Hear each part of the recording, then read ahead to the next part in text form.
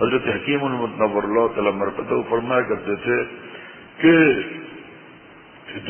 دنیا میں دکھ و درد، تکلیف، زخم یہ سب کچھ ہوتا تو ہے، لیکن قلب ہر وقت مطمئن رہتا ہے۔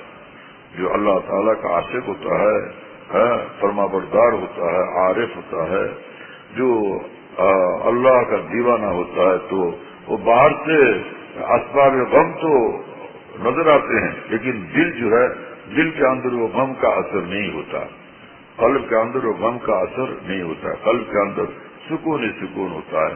صاحب دلگنی سے پھول نور اللہ تعالی مرکزہ سے حضرت حکیم المت نور اللہ تعالی مرکزہ نے پوچھا کہ میاں عبد الغنی، اخلاص سے بڑھ کر بھی کوئی اونچا مقام ہے؟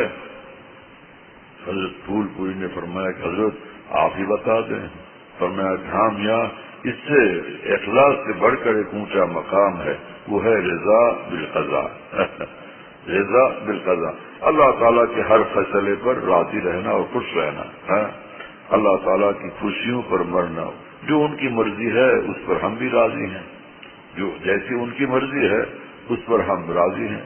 تو یہ ہے بظاہر اسباب غم ہے، مصائب ہیں، حوادث ہیں، لیکن وہ صبر کرتے ہیں، اللہ تعالیٰ پر راضی رہتے ہیں، خوش رہتے ہیں، اس سے عظیم الشان قرب حاصل ہوتا ہے۔ حضرت حکیم المت نور اللہ تعالی مرکزہ فرماتے ہیں کہ ہزاروں نوافل کے ذریعے سے وہ مقام قرب الہی حاصل نہیں ہو سکتا، غیر اختیاری مصائب کی وجہ سے جو قرب اعظم عطا ہوتا ہے، حاصل ہوتا ہے۔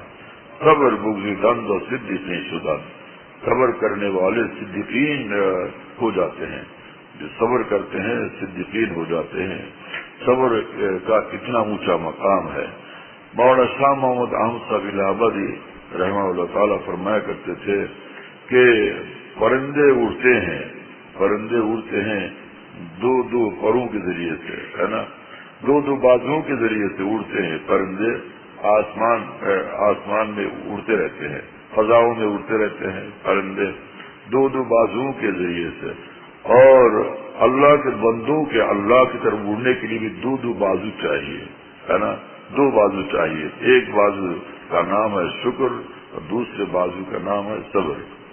نعمتوں کے موقع پر شکر کی عادت ہو، اور مصائب کے موقع پر صبر کی توفیق ہو، تو شکر اور صبر دونوں چیزیں، دونوں بازو ساتھ یہ اڑ رہا ہے بندہ اللہ کی طرف، اور تیزی سے اڑ رہا ہے اللہ کی طرف، اور پہنچ جائے گا بالکل اللہ تک، رب العرش تک۔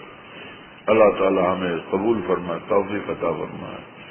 سبحان اللہ تعالیٰ بحمدہ، کیسی باتیں ہیں اپنے بزرگوں کی، سبحان اللہ تعالیٰ بحمدہ۔